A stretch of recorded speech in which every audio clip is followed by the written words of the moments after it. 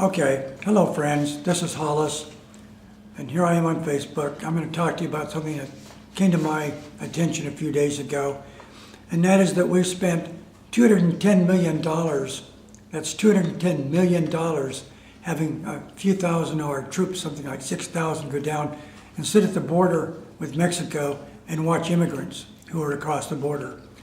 Now, if you think about that, and you think, well, maybe there was 10,000 immigrants, so that meant we paid $21,000 per immigrant to watch 10,000 immigrants.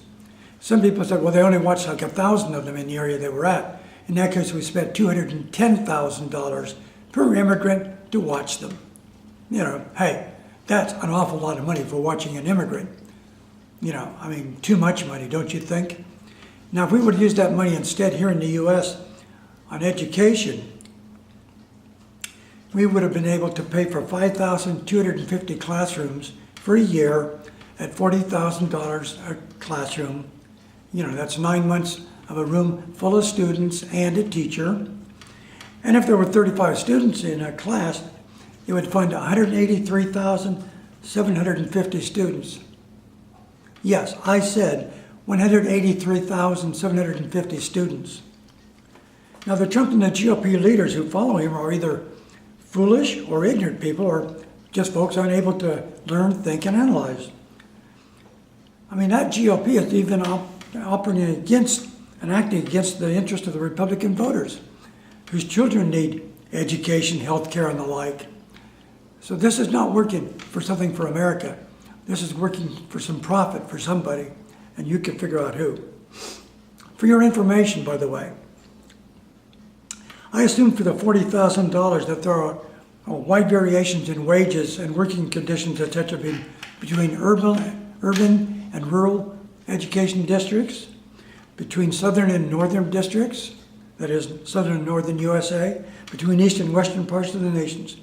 In many districts, schools are only open about 9 months of the year, and that keeps the average wage down on a yearly basis.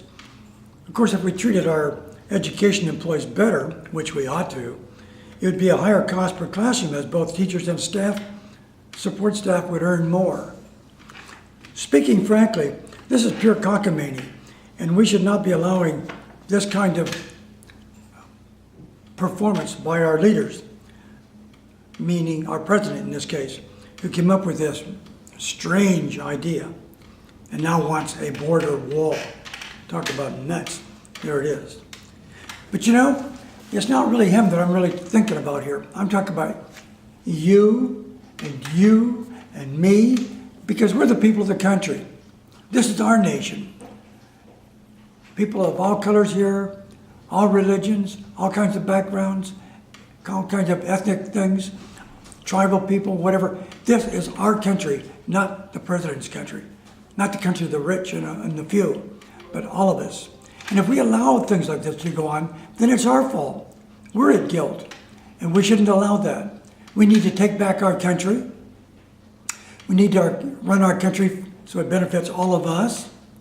And if we do that, we can tax the rich, like my sign there says, tax the rich and their corporations, take back the money that they've not paid us in wages because they've kept our wages down, and then get that tax money back and use it to benefit us. We do the work here.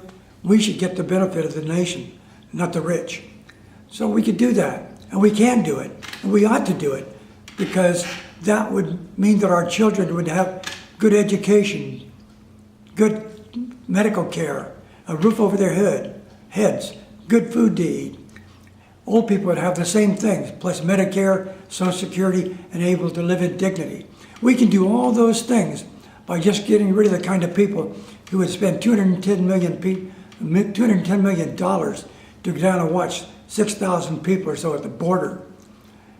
I mean, that was a case of ridiculousness that deprived many children of education, or could have been used for many different things.